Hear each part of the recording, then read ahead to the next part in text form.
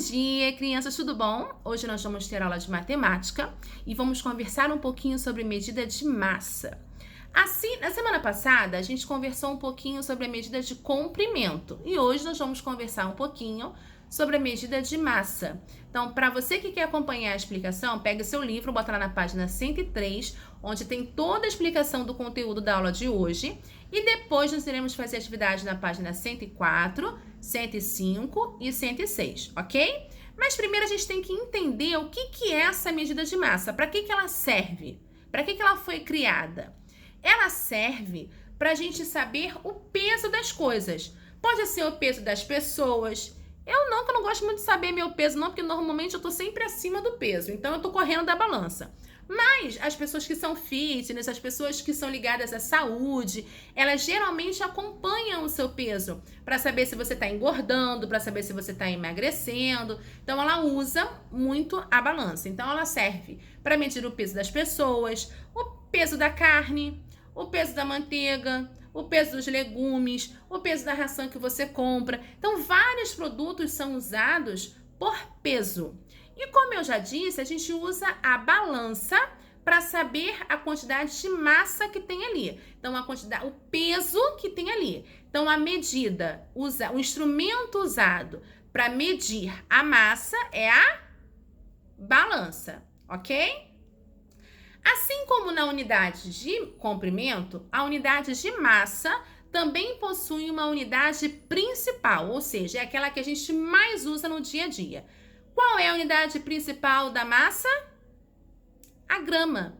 A gente não é grama de mato não, tá, gente? É grama de quilograma, a grama. Grama é uma parte do quilograma. Então, olha só.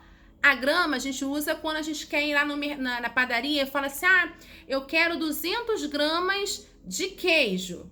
Eu quero 300 gramas de presunto. Eu quero 500 gramas de leite em pó. Então, é a grama que eu uso para pedir algo pesado, tá? Para eu pesar e saber a quantidade do produto que eu vou levar para casa. E assim como na unidade de medida, a unidade de massa também possui os seus múltiplos e os seus submúltiplos. Então, olha aqui. A unidade principal é a grama. Então, aqui eu tenho os múltiplos e aqui eu tenho submúltiplos. Então, se é a grama, todo o meu final vai terminar em grama. Então, olha só. Quilograma, hectograma, decagrama. Aí vem a grama. Aí os submúltiplos, que são menores que a grama. Decigrama, centigrama e miligrama. Qual é a principal unidade de medida que eu uso dos múltiplos? O mais usado é o quilograma, que a gente chama de quilo. Então, a gente vai lá no mercado e fala assim, eu quero 2 quilos de carne moída.